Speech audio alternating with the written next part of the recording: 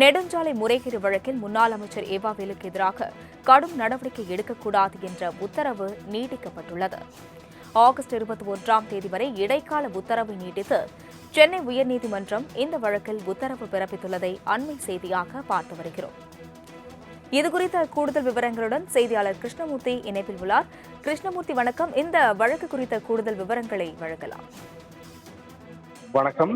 நெடுஞ்சாலை முறைகேடு வழக்கில் முன்னாள் அமைச்சர் ஏவா வேலுவுக்கு எதிராக கடும் நடவடிக்கை எடுக்கக்கூடாது என்ற உத்தரவை வருகிற ஆகஸ்ட் 21ஆம் தேதி வரை நீட்டித்து சென்னை உயர்நீதிமன்றம் உத்தரவிட்டிருக்கிறது.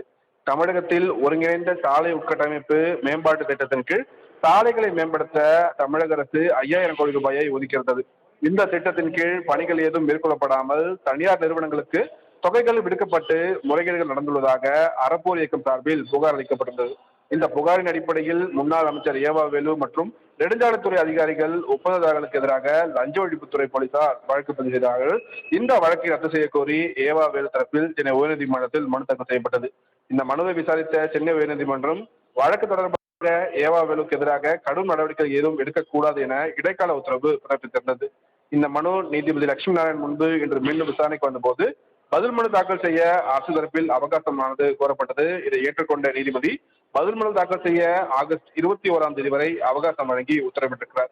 மேலும் வழக்கு தொடர்பாக ஏவா வேலுவுக்கு எதிராக கடும் நடவடிக்கைகள் எடுக்கக்கூடாது என்ற இடைக்கால உத்தரவை நீட்டித்தும் நீதிபதி உத்தரவிட்டிருக்கிறார். அஸ்வினி. கிருஷ்ணமூர்த்தி, விவரங்களுக்கு நன்றி.